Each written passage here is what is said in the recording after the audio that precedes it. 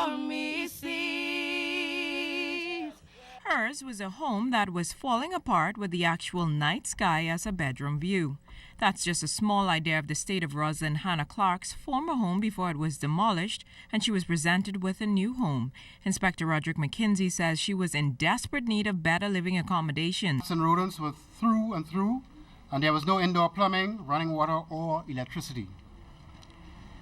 Though there were many other homes in the area who also needed assistance, the decision was then made on the grounds that Miss Hannah Clark was a widow who had no one and no close relative to care for her well-being at the time. Her home is now equipped with running water, electricity, and solar paneling, which will be installed by the end of the week. President of Window World Frederick Russell said after the loss of his mother last September, he was inspired to assist Mistress Hannah Clark with a new home at a cost of $30,000. This is the future, and this is what all the folks need, and the single mothers.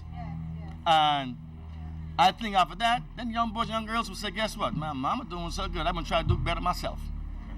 Because this is what to me urban was all about. Mrs. Clark says she's overjoyed by the new gift. I feel so happy and I feel so good. And thank you all very much. In addition to the gift of a new home just in time for Christmas, Mrs. Hannah Clark also has an alarm with a panic button attached, which will alert the alarm company, in addition to officers from the Angerson Urban Renewal East office. Jiminy DeSwain, ZNS Network News. Christmas will be a bit brighter for residents of Farm Road once hams donated to that urban renewal center are distributed to needy families. President of Bahamas Striping, Artario Mitchell, donated several cases of hams yesterday just in time for Christmas. He says it's his company's way of giving back to those less fortunate during this time of the year.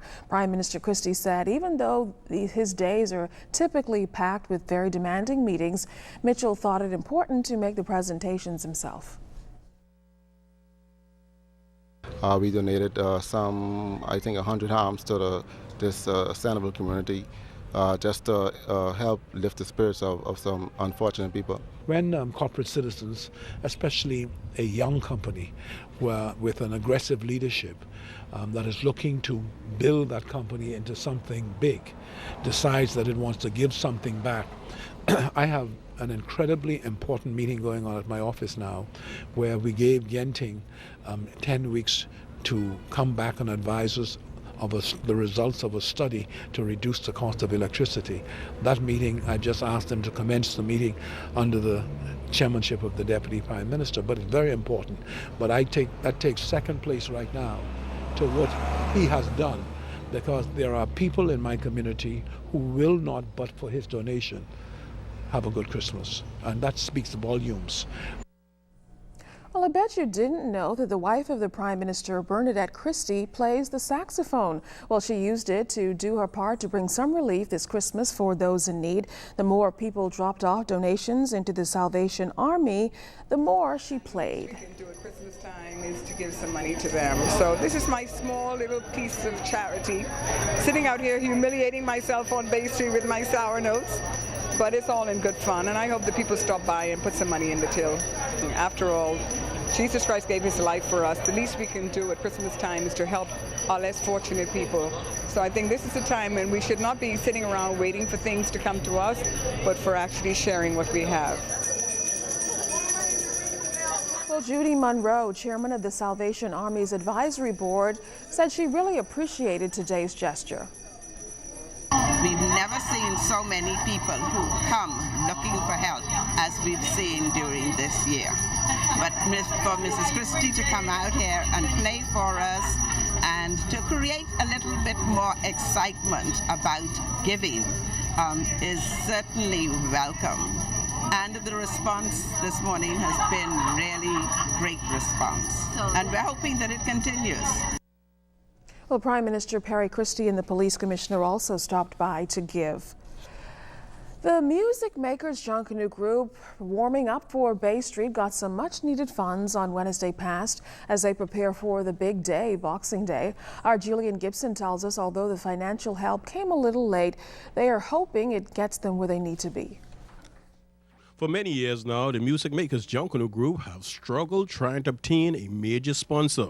Well, just before the start of the Junkanoo season, the Makers receiving some much-needed funds.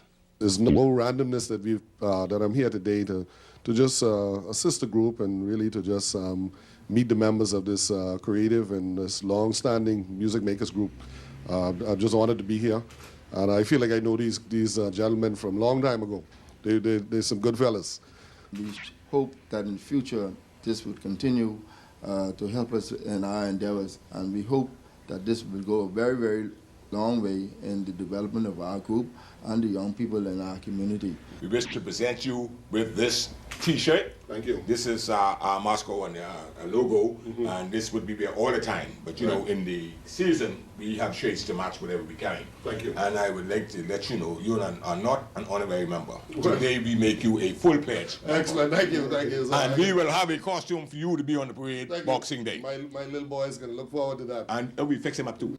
For Mr. Kent, but Christie, sponsoring the group is a way of rewarding the local heroes of the inner city. It really makes the day go right when you sit down with the Bahamian legends. And we always talk about heroes as politicians and civil leaders, but these are some heroes here who out, and it's much more than just a Junkanoo group. It's a movement. It's a part of the community. With a generous check now in hand, the Music Makers plan to go after the big money come Boxing Day. Reporting for the ZNS News Network, I'm Julian Gibson.